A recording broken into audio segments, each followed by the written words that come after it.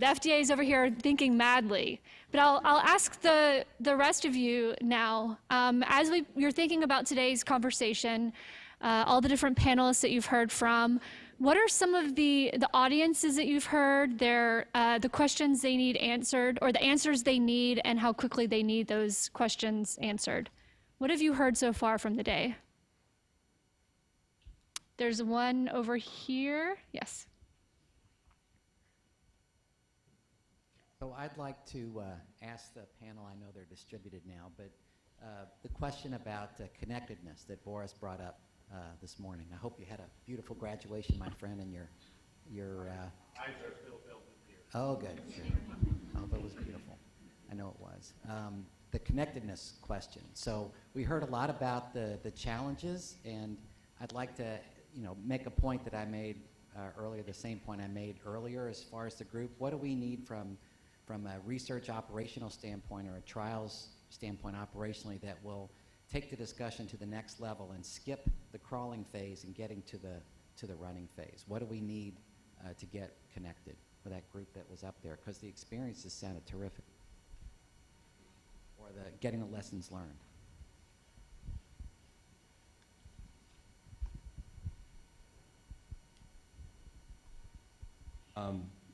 Maybe you sound like a broken record, but I think that, to me, the key is using your existing clinical trial networks. To set up a study site, it takes a very long time to get people trained to know how to fill out a report form, to know good clinical practices. And so it seems pretty clear to me that in an emergency, what you would want to do is already have thought through the protocol, basically have your protocol designed, and you could ship that to sites that are already established, that already know how to conduct a trial. So that would, to me, I think that's the path of least resistance. Yes.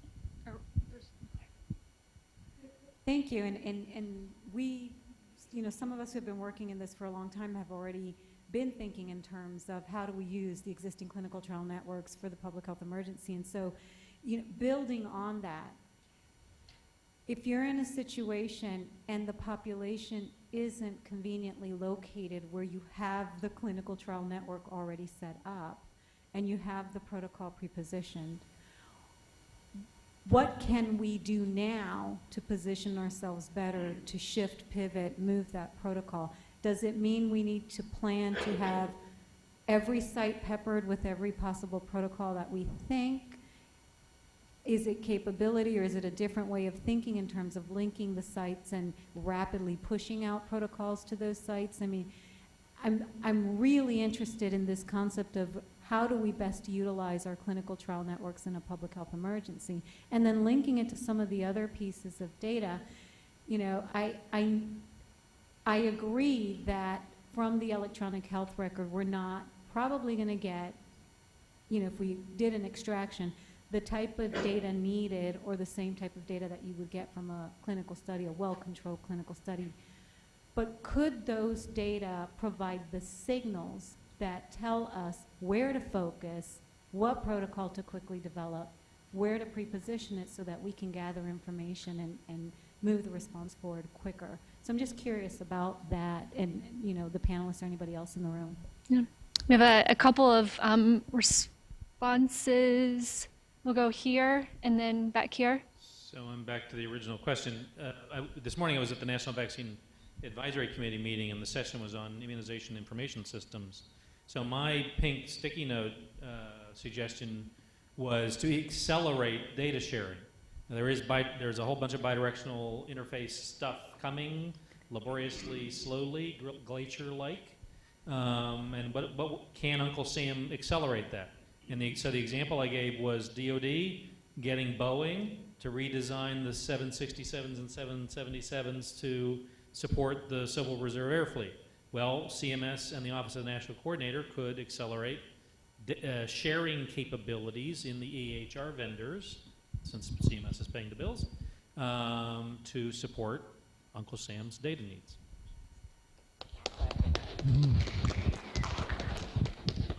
So just getting back to the original question, I mean, one of the things that we've been discussing at NIAID is of course, most of the resources that we give out at NIH are given to universities and people doing research, not the funding that we spend inside. And there's those clinical research capacities could be cataloged. We could know who could do an ICU study, who could do a PED study, who could do, what types of research. And then that could be part of the terms of award. So, for example, so something along those lines. But I think it gets back, Carmen, to the issue of how can we use electronic health records. We can't use them to give us safety and efficacy of a new investigational product, but we can use them to tell us what the baseline morbidity and mortality are for influenza for someone who's 70 years old in a nursing home, or children under 5. So because we have those data very specifically. I mean, Chuck and I proposed such a study in North Carolina, and now he's in a bigger system. So those baseline data are critical to interpreting the clinical implications and the response implications for a new emerging infectious disease outbreak. We need to standardize our FF100 studies, and we need the historic controls and concurrent controls so that we can then inform how we can respond at the community level, at the state level, at the national level, at the international level. So those we can standardize those FF100 studies. We can inform them with baseline EHR data. But again, it comes back to the question, what data you need and what rigor you need around it. So I think the panelists who spoke about using the expected to prepare for the unexpected was exactly the right wisdom. We have a comment here, and then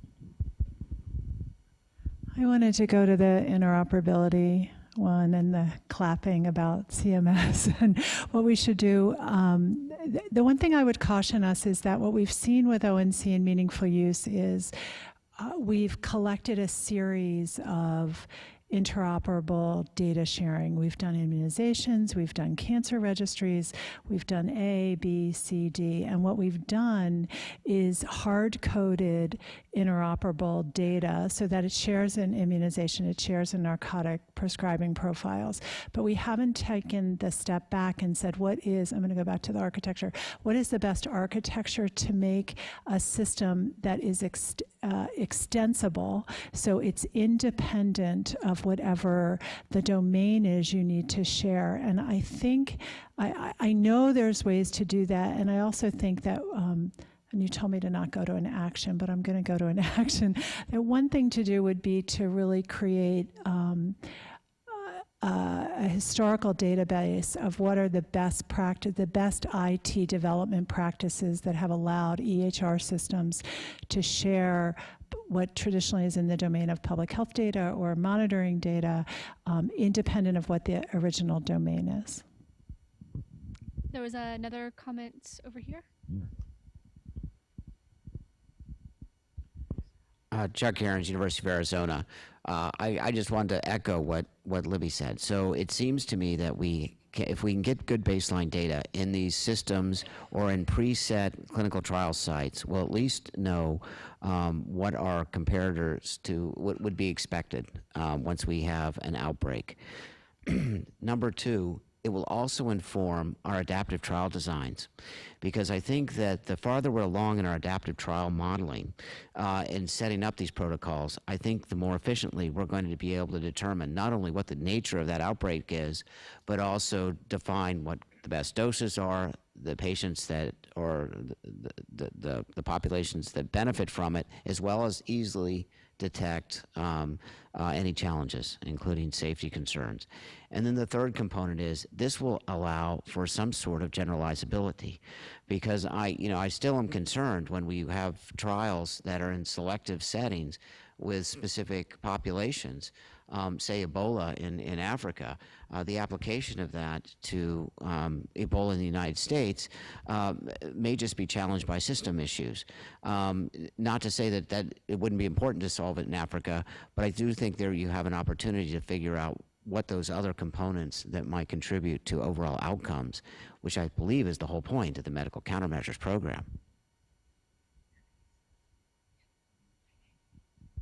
So y'all mentioned two things in the last few minutes. One about having protocol sort of at the ready to go when we need it, and the other having understanding of the baseline data. And I'm curious to know what's keeping us from having both of those things now.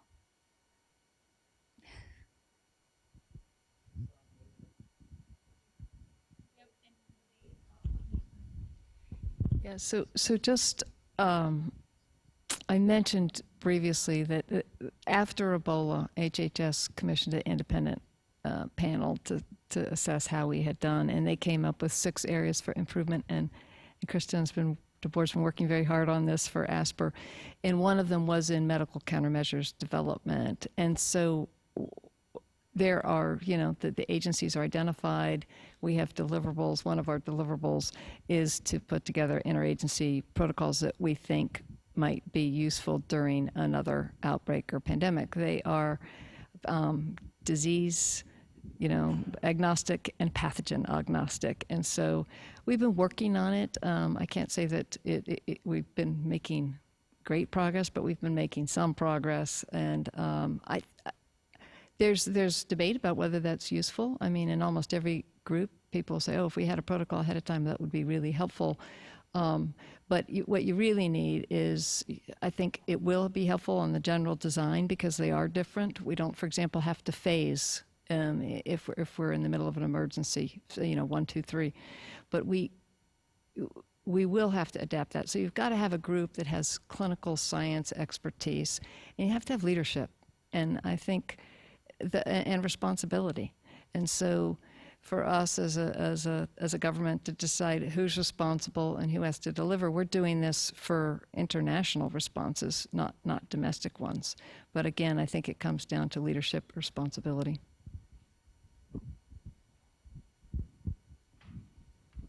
Karen, did you have a comment?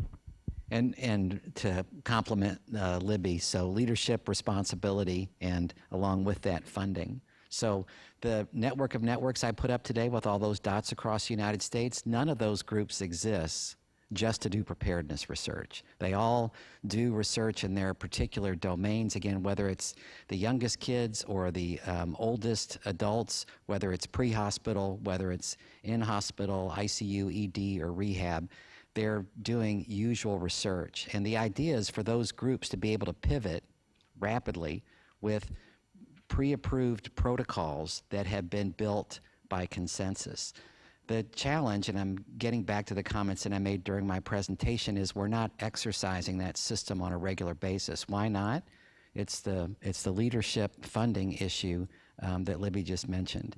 And my hope is that by the end of the day tomorrow, that we can have marching orders so that each of us as we leave could say, this meeting was transformational. We were able to get to the next level, et cetera, making recommendations, et cetera. I'm hopeful that's where we'll get, but that's what would my answer to be, because we have very passionate investigators, we have very passionate professional organizations that could move forward if we had the funding to do it, but none of us can go to our bosses and say, I'm going to carve out 20 to 40% of my time to work on an initiative that's unfunded. That doesn't fly in 2017. We have a comment back here, and then we'll go here, and then there. Good afternoon. Nick Mucus with the National Association of County and City Health Officials. We represent 2,800 local health departments across the nation. With that, the vast majority of them consider themselves to be medium, small, and rural agencies. And I think what we're doing is ignoring the elephant in the room, which is number one, they do not have the funding to go out and get cloud-based systems to collect this information. How do we bridge that gap, number one? Number two, who at that agency is then looking at it? When we talked before about training, a lot of these folks are serving dual roles. So they're the environmental health director who's also serving as the preparedness coordinator, who's also doing the other duties as assigned that we always like to kid about. So who is doing that, and how are they going to get that training? How are they going to do this? Because this is not their full-time job. A lot of these communities do not have academic institutions that they can then go to and say, can you analyze this for me and tell me what it says? even if we utilize a regional approach, which NACHO has been trying to promote, a lot of times those folks can then go to an academic institution which is not in their community, which is not even in their region, and they have to look at other alternative solutions. So what I would suggest to you is that while I am personally in favor of running and walking, well, running, I'm not in shape, but we do have to go back and look at how do we crawl first, because there is a whole segment of the country that cannot even crawl at this point. And until we figure that part out, until we figure out how they're going to get that data, what are we going to do with it, and who are they reporting it to, and what does it even mean on the local level? Until we figure that part out, we cannot walk, we cannot run. We can't even crawl. And I'll leave you with this last thought, is that my background being in EMS initially, when we started the NEMSIS for data reporting, that was in correct me if I'm wrong, that was around 2000-ish, okay? That had gone through many iterations before EMS agencies were reporting that data, and we were still trying to figure out how do we make that square peg fit into an oval hole, not even a round hole at this point, because we still have to figure out what is that data, which really was, again, designed for CMS, and what does that really mean, and how do we get folks to report it in a usable and more concise, timely fashion. So until we do that, we are bound to crawl. Until we figure out how to bring the smaller agencies aboard, and when they can look at that data, because a lot of these things will happen in smaller and mid-sized LHJs, until we figure out how to get them involved, we're going to be bound to crawling if we're lucky. Thank you. We have a comment here and then one over here. Dave Reddick, Biodefense Network. When you were talking about the funding, and you mentioned CMS, it occurred to me that CMS new emergency rule, which went into effect last November and becomes truly effective this November, requires all recipients of CMS to have participated in a major community exercise. So I'm wondering how much it would take to make that stick affect the providers that you talked about, so that they would have to begin their exercising. I can let you know on Friday. We're meeting with the data lead in the office of the mayor in the city of Angels in Los Angeles to try to push this issue. We've been trying, I'll share with my friends, we've been trying to push, if you will, from a centrist approach, from a federal government approach out to academic and community domains, because quite honestly, that's what I grew up doing as a clinical scientist. But it's also become very clear to us, in part through the terrific leadership that we've seen in this room at the local level, that unless the local level is engaged, and Dean Cairns helped really open our eyes to this a couple years ago when we had a tabletop on anthrax preparedness here, that unless the local level is engaged, none of this is going to work. One of the real epiphanies we had was someone said, well, let's say you get these drugs out the hospitals for use in patients in the ED or the floors or the ICUs, right? There isn't a protocol to educate pharmacists or nurses on a policy or protocol by which to give that. So you've got a drug that's approved, but nobody knows how to use the drug, for example. So we're going to work locally, right? All politics is local, I guess, in Southern California from that aspect. So from a personal standpoint, that's how I would answer your question. But I'd be really interested in hearing from other individuals how your local groups are working on regional exercises for preparedness. I know our our EMS folks do a great job doing that. We saw that in the marathon response. But apart from pre-hospital, the ED, that once folks get into the ED, there's not a lot going on after the fact, especially for our sickest patients. Thank you for your question. So I just had some questions for the panelists, and perhaps, Libby, you can speak to this. You know, we talk about doing really rigorous research during these pandemics, but what I'm seeing, even just from some observational studies, is we're not using what we know is evidence-based medicine in the acutely ill patient. And one thing that I worry about is, as clinicians, we start to fill in the holes. Someone is dying, and so we start doing things. We start reacting, hoping we're going to end up doing something to keep that patient from dying. So for instance, if you look at the proliferation of ECMO in the last few years, it's never actually been studied to provide a mortality benefit of the patients we're currently using it in. However, as a clinician, you know, if I'm faced with a 43-year-old patient who's dying, I'm going to end up using this modality, thinking and hoping I'm keeping this patient alive, but actually, in fact, I may end up making things worse through oxygen toxicity and other potentially plausible biological effects. So that's one issue I worry about if we don't end up doing these observational studies. And then the other issue is, you know, participating in some of the IRC studies where we're using hyperimmune plasma for H1N1. A lot of the patients don't actually meet criteria to be enrolled in the study in the first place because they don't meet the symptomatology. But yet, if that ends up getting approved, I can guarantee clinicians will be using it outside of that, you know, the inclusion-exclusion criteria for the patients, because again, whenever we're faced with the patient who's dying, we effectively want to end up doing everything we think might possibly, well, I don't know, it can't be any worse. I can't actually make it worse than they already are. When in fact, maybe I am, but we're not looking at that in terms of a real world setting of what we're doing along the way. I mean, as a clinician, a great example of that, I'm going to date myself, in the late 1980s in New York City, every time we gave an AIDS patient therapy for pneumocystis, they died. So we started using steroids, right? And then we later did the studies and found out that they worked.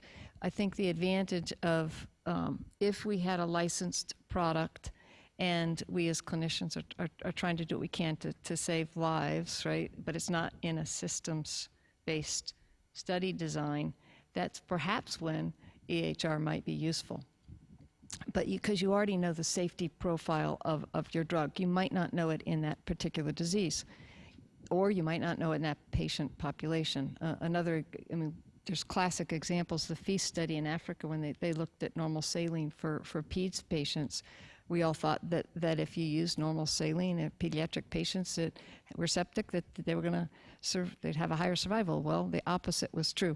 So I think when we have an absence of data, we just do the best that we can. And what our job is as clinical researchers is to try to provide the best data in rigorous study designs that's generalizable. And we're not always there, I agree. I mean, it's the way, unfortunately, it is. I mean, we can't answer the question after the Ebola outbreak whether fluids actually save lives or not, because we didn't really study it very rigorously. Some people think that it does, and other people are adamant that it doesn't. Another question here in the back.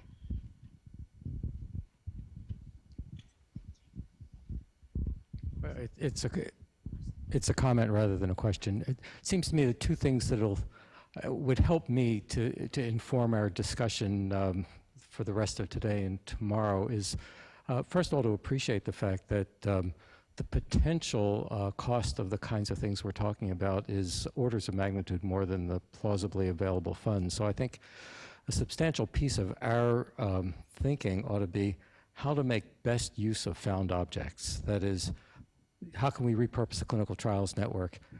To what end can we put EHR systems or claims data or things that as a society we're already spending hundreds of billions of dollars on? And if we can make modest changes to those to bend them to our purpose, we should try to do that. The other thing that would be extremely helpful, I think, at least for me, is as we're refining our discussion to sort of partition the questions, because we've mixed together situations in which it's important to have exquisitely good data about a few dozen people with situations in which it would be extremely helpful to have good information about a plausibly representative sample of the population, with situations in which we really need to have very good penetration of an entire population of a region. And our solutions to those kinds of questions will be quite different. And I know we all know that, but because we've had a conversation that has sort of looped all three of those kinds of things together, it makes it hard to say, this would be a path to follow if we need to know something about the entire population of 3 adjacent counties that don't have a particularly robust medical infrastructure versus how are we going to get the best information possible on a candidate Ebola vaccine. Those are really completely different challenges, and if we're going to give recommendations to Carmen, we should put them in the right bin. Thanks.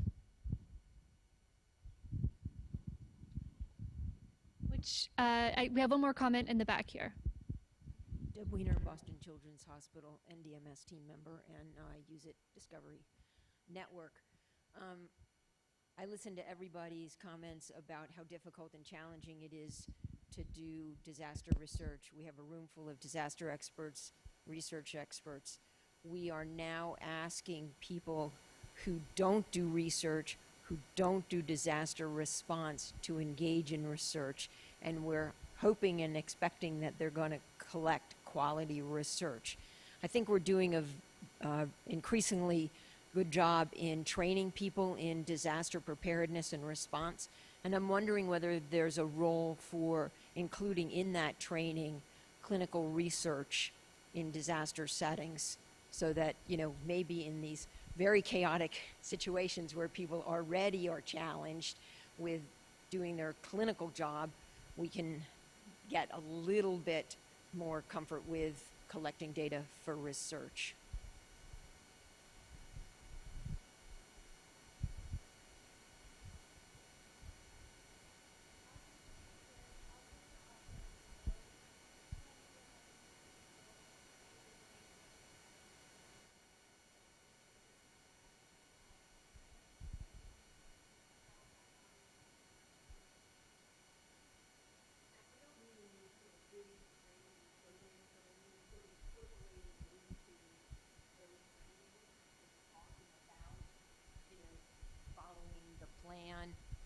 Using the data entry systems and what the importance of that is, not necessarily making people into researchers, but just providing that broader perspective. I agree with you, it's overwhelming to even get enough time to train for the disaster response itself.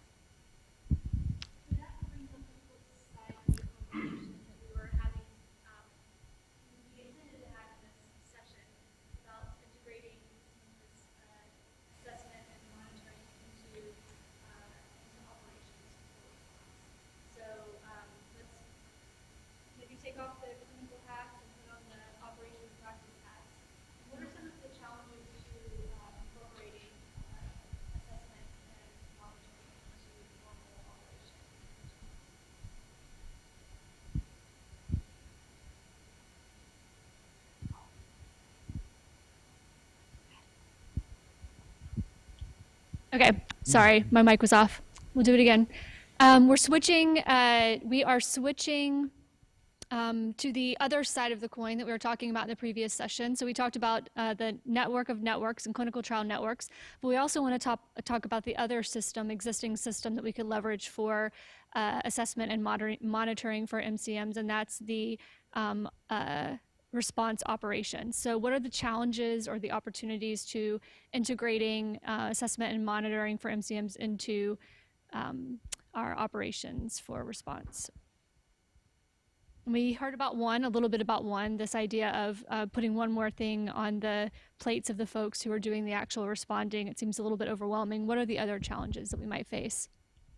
So I can bridge that a tad by pulling from both your comments and the comments to the back of the room. I mean, again, it gets to the questions and the data that you need and the sample size that you need. And with regard to can we integrate in our disaster training and preparedness basics on research. We've been having those discussions again with global response with our colleagues at Office of Foreign Disaster Assistance, who now have an infectious disease unit, and they have contracts in which people are training all the time for response, and they would like to use some of our natural history protocols as training tools. And so we're not there yet, but it's just a discussion. But it is this kind of bridge into they're doing operations. If they're going to be doing clinical response, can they help inform the natural history of a disease? Could they train ahead of time? So we're thinking along those lines globally. And please remember to state your name and affiliation. Yes, Chuck or Charles Cairns, University of Arizona. I want to follow up on the training because at one of the Institute of Medicine NIH sessions on this topic, Chip Hughes from NIEHS, the National Institute of Environmental Health Sciences, pointed out there's a standardized disaster response training module, at least for chemical and environmental disasters.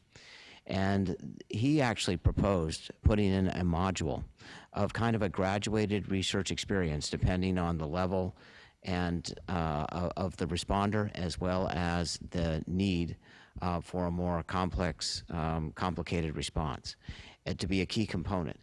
Because frankly, they've been having difficulty getting data from that point of initial contact in these environmental disasters.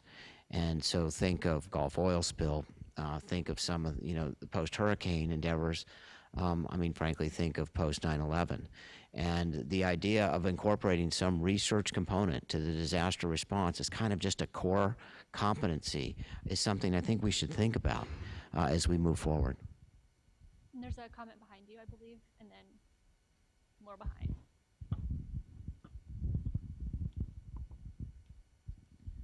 So, Rona Cooper from Philadelphia Department of Public Health, a local responder. I thank you, Nick. Did he leave? Because I think he reflected the challenges that we have at the local level. We're talking about things like, what are the questions that you want us to ask? Have you provided us with those questions based on your protocols, based on algorithms? No, we don't have any money to be extremely sophisticated, nor do we have the personnel to provide the epidemiological oversight that we need to be able to give you those answers. So therefore, you need to be very concrete with us. Tell us what you want to know, and we will make sure that in our response, in our operations, that we encompass those fields within our databases, and ideally give us the databases for the various events, whether it's all hazards or whether it's specific to various MCMs. Help us out with that. I think we can train people to use basic electronic data systems. We do have some primitive ability to use, to collect data, but we could use help with that. We don't have the money for that. We're down at the bottom. So you gotta think in terms of that title that's up there. And while when I look at that title, there's a little frustration on my part because the word that's most important to me in that title is in fact response, not monitoring, not assessing, but responding. And that is the piece that is essential to me.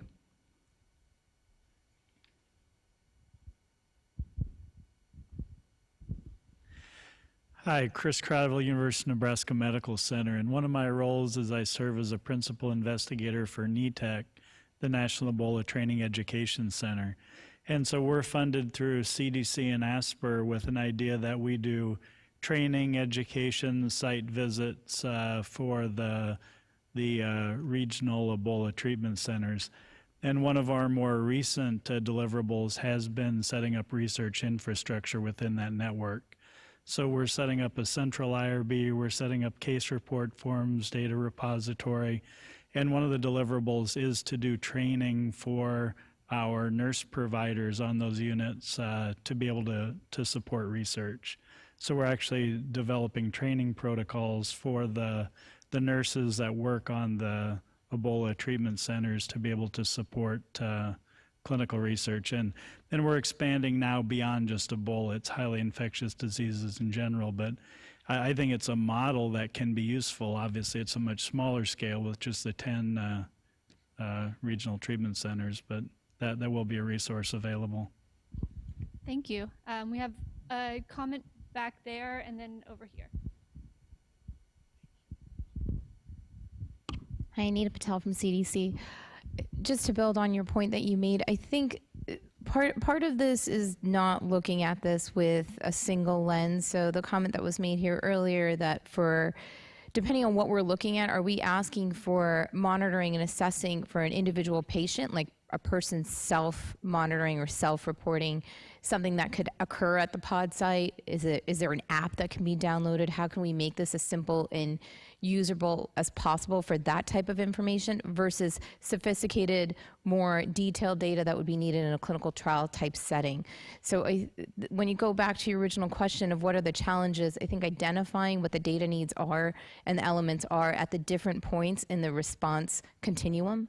So what do we need from a distribution standpoint? Greg made some comments earlier about knowing how many people are using the product, where product even goes. So to the question of what do we not know? We don't necessarily know and can track all the way down to that dispensing level even. So the distribution needs, what are the data elements there that are needed? What, from the dispensing standpoint, the same thing, and how does that link back to monitoring and assessing, and what do we want an individual patient to be able to do? Wouldn't it be great to have an app or some capability that's at 96% of the population has a smartphone? So is there something that can easily be downloaded that says, did you take your pill today? Do you have any adverse events? No? Okay, move on. Versus the more robust data elements that Libby, the panel you were on, was speaking to. So I think understanding what the different needs are across the continuum is really critical.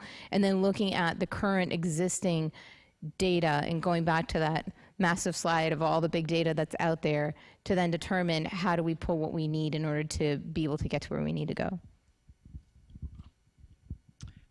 Terry Cullen, Reagan Street.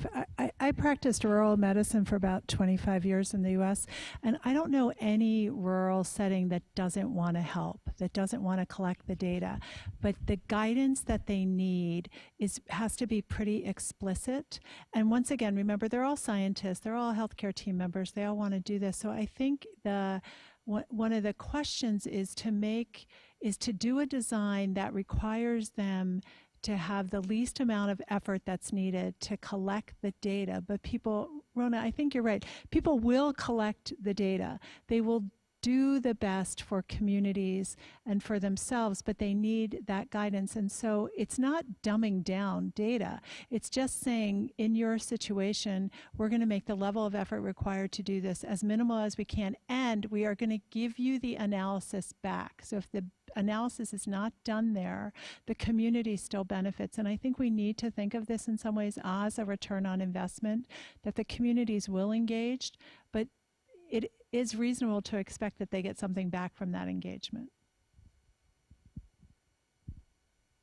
All right, we have 2 more comments, and then I'll give you instructions, or 3 more comments. We'll go here and then over here. Go ahead. So I'll continue my plea for partitioning our advice. I think that's true for response as well as for monitor. I'm anything? Okay, so I'm going to make the argument for partitioning our advice about responses, just as I think it's important to partition our response for data collection. The response at the public health level and at the local healthcare facility level is entirely different for Ebola from pandemic flu. And I mean, those are only 2 examples, but but being prepared to do one doesn't really cross over very much to the other. And so I think organizationally we have to think about being able to provide the right kind of training at the right time to support these, because I think we can't expect every community to be well prepared to respond to every one of the challenges that your office, Carmen, is responsible for responding to. Thank you. Lan? I just want to echo, there was a comment made earlier behind me someplace regarding data collection at a public health emergency, and I really agree what you're saying, because my head was sort of spinning with which partition we were discussing data collection and outcome data analysis from. But from a public health emergency perspective, I think it's really important to, you know, sort of look back. I look back to H1N1, and I was at a local level, and I think one of the problems with H1N1 is a lot of vaccine went out, but we didn't know who it went out to. We didn't even know who got it. We didn't even know how many people got it. And what I was finding 2 or 3 years later when I came to work for the state health department is phone calls saying, oh, from a provider, oh, I've got, you know, 100 doses of vaccine, it's expired, what do I do with it? So I think that we did not do a good job to even know how that response went completely.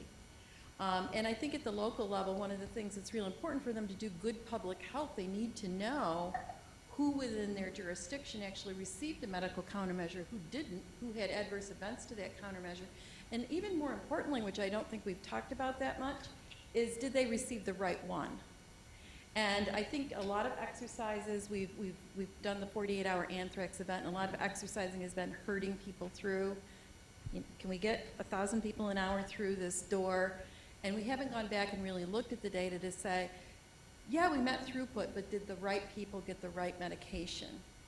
And I think what we're trying to really focus on, and I think it's really important, is to use this data to really focus on dispensing accuracy and try to avoid adverse outcomes, not only for individuals that may have a reaction to a medication that was intended for them, but to really evaluate and ensure that individuals are receiving the medications that they should based on their medical contraindications. So I think this data is very different in different practice environments, and I agree. Laramie will have the last comment. Hi, Laramie Call from Asper. I just wanted to let you guys know that there are some things out there that answer some of the questions you're doing, and you know they may not be as fast as developed as you would like, but there are a lot of training programs available. The National Center for Disaster Medicine and Public Health was established a few years ago specifically to develop education and training for researchers, clinicians, and scientists to be doing research around disaster medicine and public health. They're a good resource for you. A lot of other groups have developed them as well, including one that was recently developed by the Department of the Interior and USGS, specifically to train researchers on how to follow the command system in a disaster so that they're not getting in the way of responders and still able to collect things and do information. And we would also love to provide you with questions of how you can collect information. That gets really hard, along with a lot of things that state and locals ask for because of specific regulations that we're under. For example, the Paperwork Reduction Act prevents us from giving you a list of questions and saying, yes, please collect this information in a disaster, because we have to have any forms, questions, or surveys approved by OMB before we can give them to you to prevent being overly burdensome on the public. That generally takes about 8 months to get approval. And so it's not especially timely in a disaster. So we've been working on a lot of these things to decrease the regulatory time that it takes to get you guys the information you want. There was a law passed in December that waives the Paperwork Reduction Act in a public health emergency. So we're trying to work through that now so that we can do exactly what you want. There are groups all across the government, including at the White House level, that are trying to rewrite the National Response Framework and the Incident Command System protocols so that we can help get researchers incorporated into disaster situations. And so while a lot of this sounds like doom and gloom, I just wanted to let you know that we really are working on this. There's a lot going on, and we're doing the best we can. We love what you guys do, and we're trying our best to support you. Thanks, Laramie. On that note, Boris, I'm going to invite you to get mic'd up so that you can deliver your closing remarks. In the meantime, everyone received a green piece of paper. While Boris is talking, I'm going to invite you to reflect on the day and write your name and affiliation on the green piece of paper, and think about, someone used the phrase earlier that we need to make the best use of found objects. So there are two options for us here: making the best use of found objects or totally reinventing the system. In any case, what do we need to do in the next year to do this, to make the best use of found objects, to make the best use of clinical trial networks, to make the best use of response operations, to make the best use of the existing data that we have, electronic health data, pharmacy systems, et cetera. So what can we do in the next year as the stakeholders in this room to position ourselves to be ready for the next event? So write your ideas down on the piece of paper. These are actions we can take in the next year. And when you exit the room after Boris provides his closing remarks, you can post them on the blue sticky wall.